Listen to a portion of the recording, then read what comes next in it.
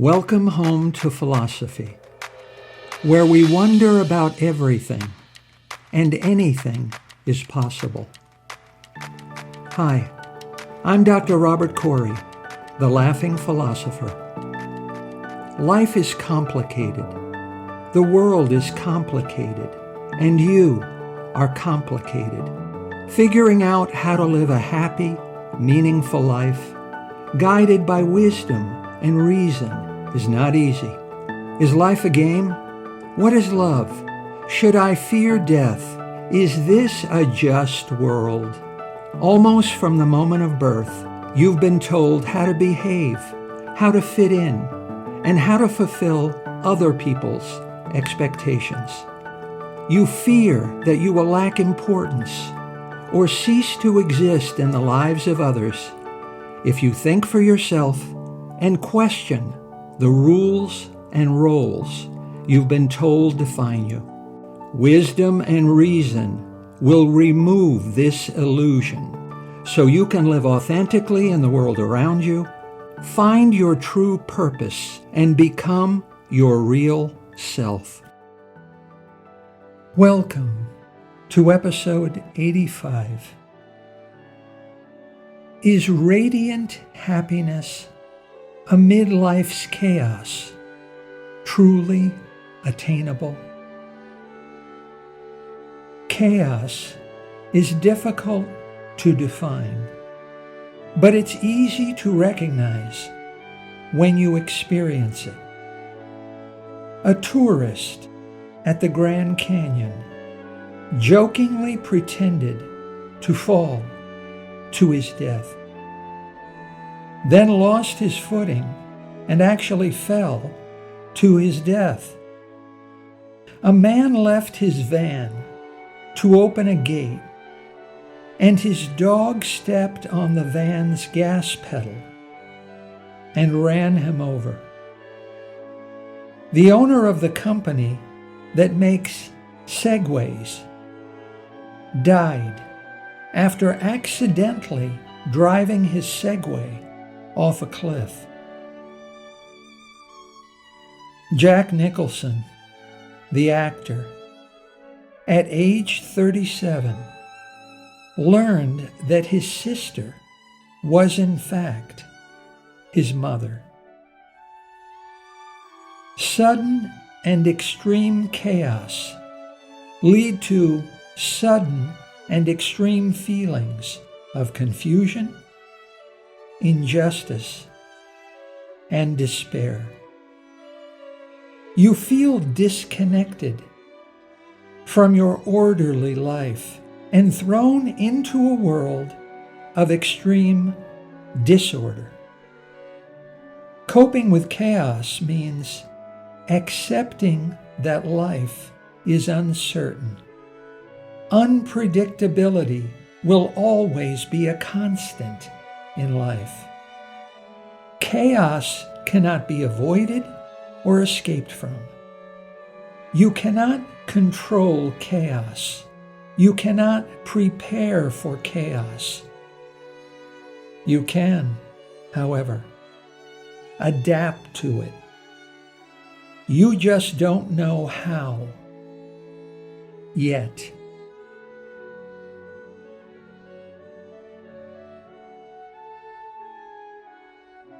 Humans have a profound need to control and to impose order on the chaotic world around us.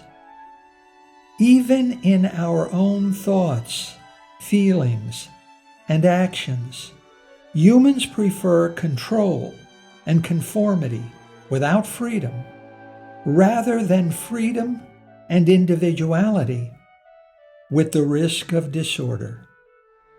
In order to make life safe, it must be orderly and predictable. Humans need to feel some sense of structure in order to feel life is safe from the uncertainty and unpredictability of chaos. Humans need to impose order on chaos and certainty on uncertainty. Uncertainty is dangerous. Unpredictability is risky. We live in perpetual fear of losing everything to chaos and to the uncertainties of living in an unpredictable world.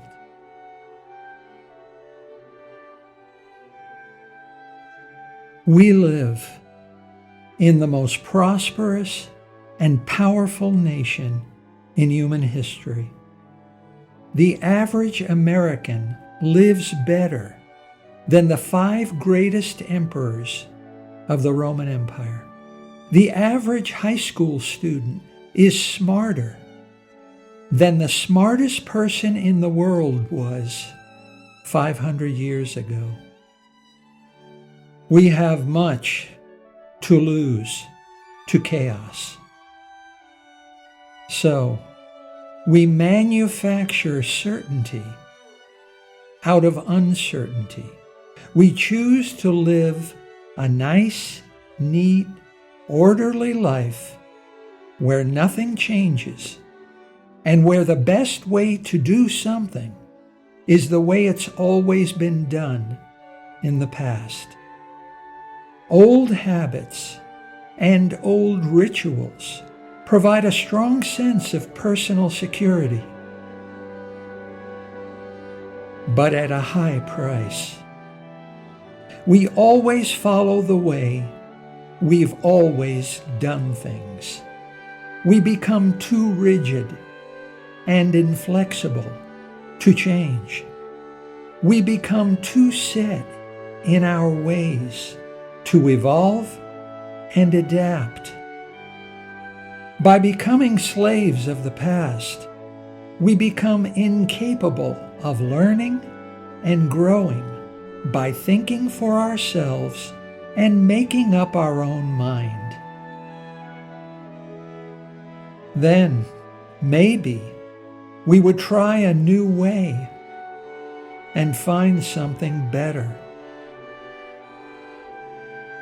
So, the dead dictate how to live to the living.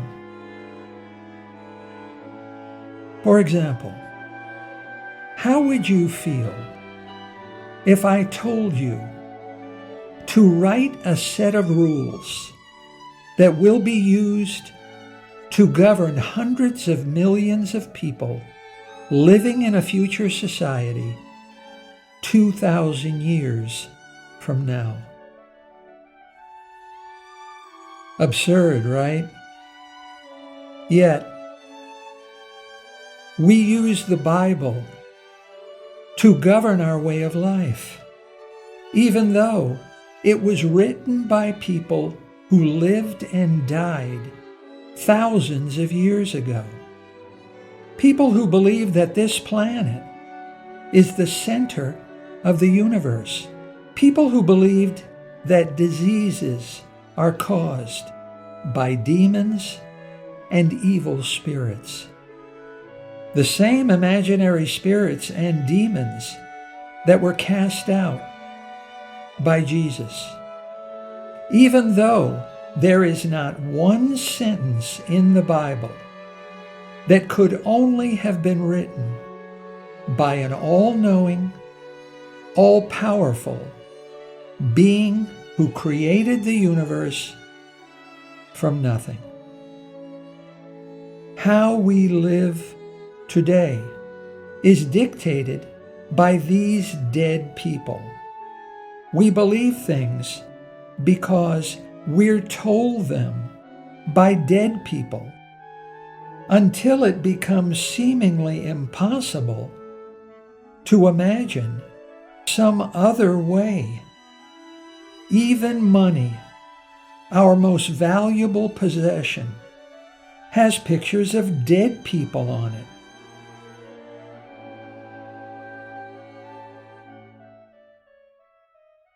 Life is lived forward. By always looking backward for answers, you are bound to bump into things you didn't expect to happen. Things you didn't plan or prepare for. Things that aren't supposed to happen.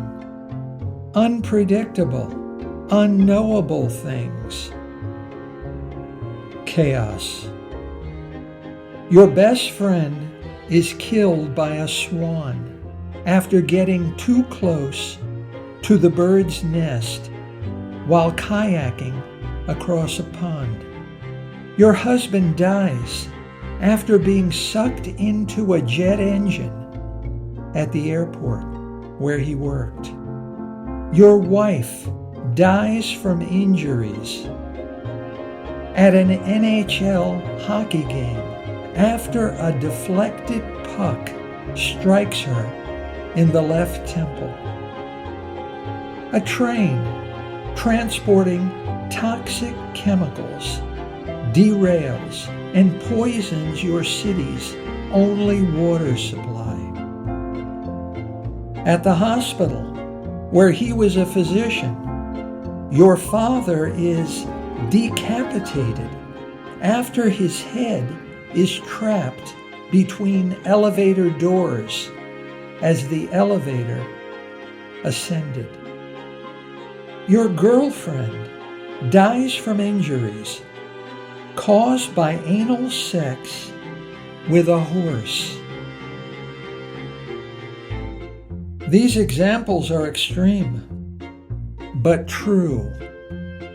Real-life chaos that killed real-life people. George Eliot, the female novelist, said, "What do we live for if it is not to make life less difficult for each other? So, what should you do when life is in chaos? What frees us from life's chaos? What is the best way to adapt yourself to cope with chaos?" A poet said, "When your heart is broken, make art with the pieces."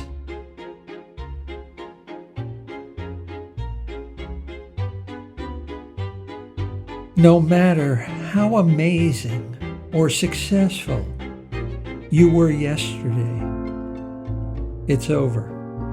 Yesterday already happened. Today, you must be prepared to adapt to whatever chaos life throws at you and prove your worth again. And it is always today. Does it really matter whether a glass is half filled or half empty? A rose is a rose is a rose, said Gertrude Stein. Things are what they are, right? Two hikers, a man and a woman, tramped through an unfamiliar forest and got lost. Several hours later, they became very thirsty.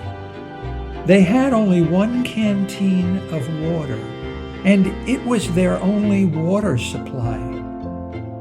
The woman believed that the canteen was half filled, but the man believed that it was half empty.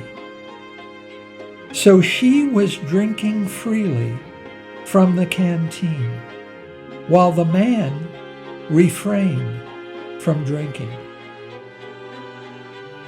Days later, the woman was rescued, while the man died from thirst.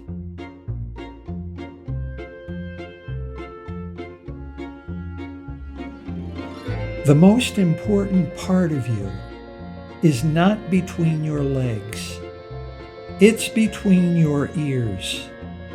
You think about things and define them through your beliefs and expectations. You then behave according to this definition as if it's true. It is true. true only for you, the person doing the defining. Truth is in the eye of the beholder. Your individual definition of reality has important consequences for your behavior. What you believe determines what you see and how you act. If you think someone is following you everywhere, then you will behave as if someone is following you everywhere. You will act suspicious of everyone and constantly be ducking and diving to escape observation. If you think there is positivity in every person and every situation, then you will act as if there is. You will be hopeful and optimistic and expect the best and see the best in all things. If you think there is negativity, then you will be cynical and pessimistic and expect the worst and see the worst in everything. What is inside your mind is all that matters. The outside stays just as it is.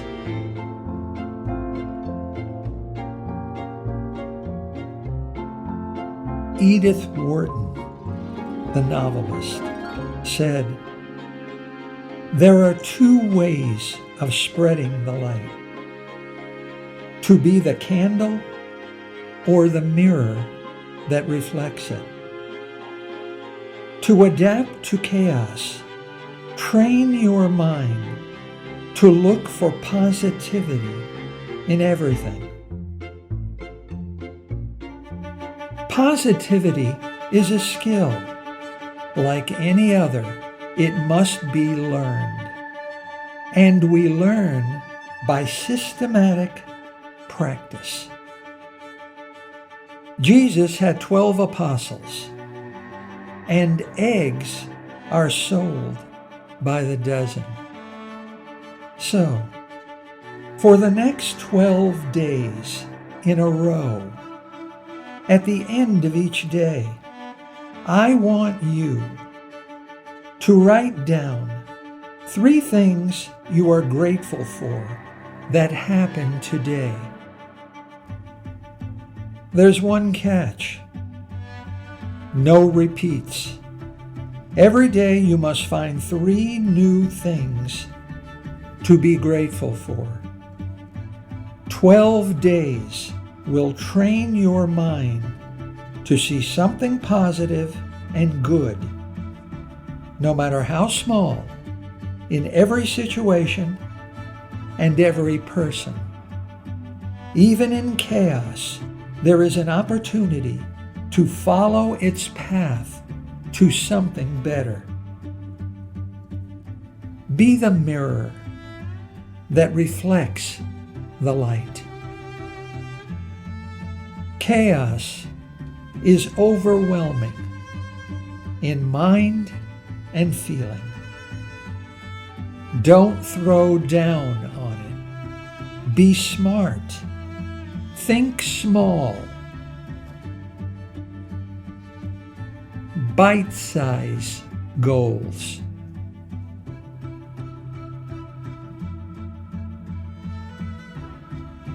No one eats a bag of potato chips. You eat a single potato chip again and again. In chaos, choose an important goal. Divide this important goal into many smaller, easily achievable goals. One at a time, pursue each humble goal to successful completion. Achieving a goal, no matter how modest, will give yourself a sense of victory over chaos. Your only child is a hospital patient, wounded in a school shooting. You can't deliver your daughter from her pain and suffering. Just sit with her and listen. Play music. Give her a bunch of funny get well cards and open a new one every morning. Tell jokes that make her laugh. Add fresh flowers to her room every day. Decorate the walls with pictures of her favorite activities and things to do. Don't deprive her of her true feelings. Even Jesus wept. But change the subject to something happy and positive. Ask questions for her when nurses look in on her.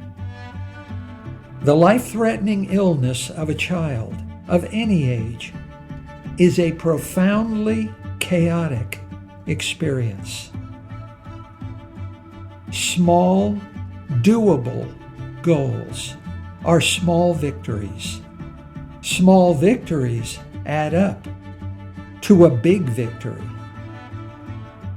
To defeat chaos, divide et impera, a Latin phrase that means divide and conquer. Turn her wounds into your wisdom.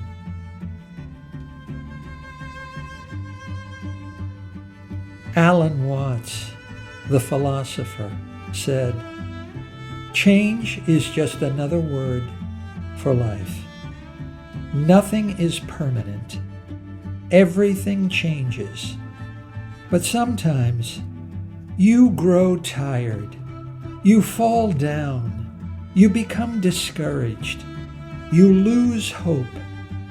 You want to give up. You don't see the small victories, or the victories are so small that they don't seem to make a meaningful difference.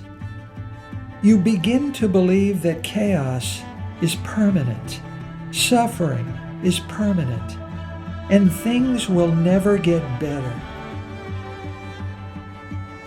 Water is dripping on a stone, one drop at a time, drop after drop. Nothing is happening. Nothing is changing. Each tiny drop makes no difference to the stone. The stone remains the same. But in 10 years, just look at the stone. It's not the same. It's worn away. Water, the softest thing in the world, has overcome the hardest. Each tiny drop of water wears away the stone just a little. Each of your small victories defeats chaos just a little. In the moment, you can't see the change happening. You can't see the victory. You just have to believe in something you know but can't see. In time, small victories will add up to a big victory you can see.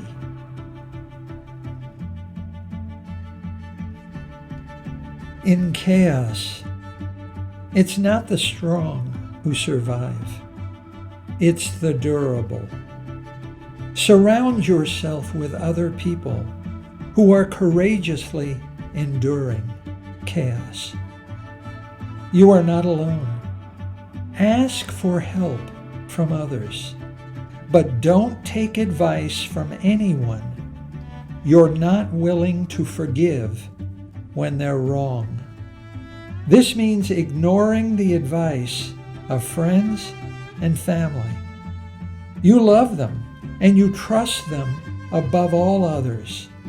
When you have no one to lean on, you lean on them. But there is no perfect life. Everyone makes mistakes. When they're wrong, their bad advice will be unforgivable. Seek relationships with strangers who are coping with chaos.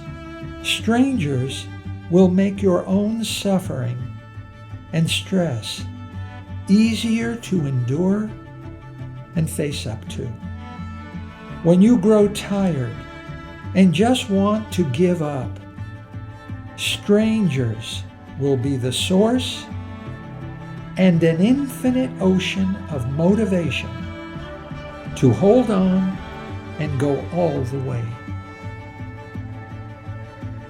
When someone you deeply love is facing the call of the void, take heart from the spirit of a stranger who stepped back from the precipice. It takes two people to create a new one. Sometimes it takes two people in the rain to hold up one umbrella.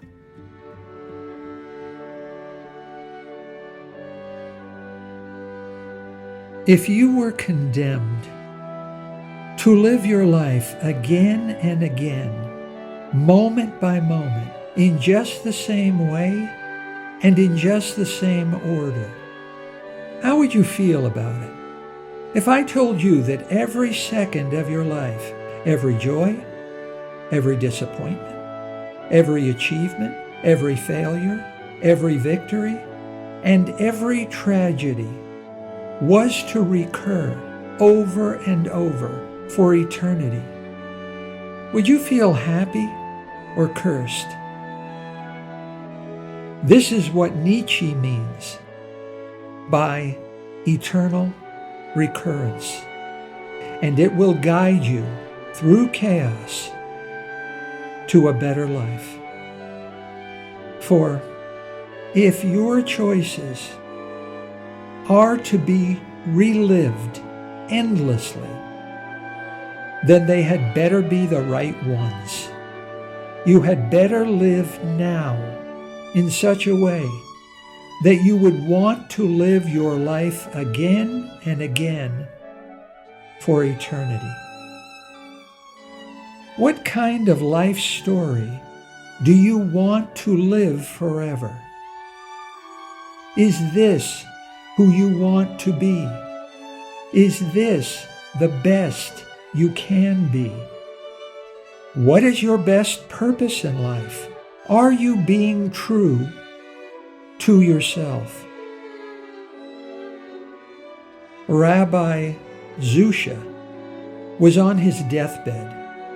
His friends tried to comfort him by telling him he was as kind as Abraham and as wise as Moses. He replied, "When I meet God, I won't be asked why I was not like Abraham or Moses. God will ask me why I wasn't like Zusha." When you stare into chaos, it stares back, and it shows you what you are made of. Chaos awakens in ourselves amor fati, a Latin phrase that means love of one's fate. To want this life with all of its pain and suffering, boredom and frustration, tragedy and chaos. Chaos awakens our love for life, just as it is. Not that we could welcome chaos or embrace it as something that we desire, but to affirm life, unafraid to gaze into chaos again and again, and know it every time for the first time.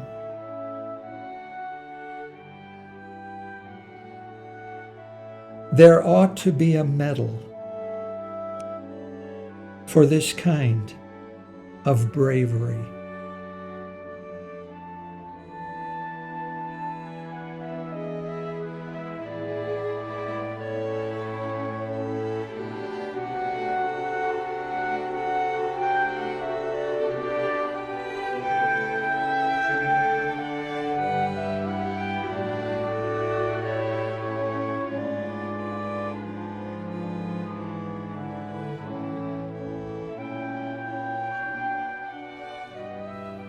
Thank you for listening. I hope you will take what you've learned and be a better person. Think for yourself. Question everything. Accept nothing that does not agree with your own reason and good sense. And I promise you, despite its sham and drudgery, you will get on pretty well in this crazy world. I'm Dr. Robert Corey. Until we meet again, be good.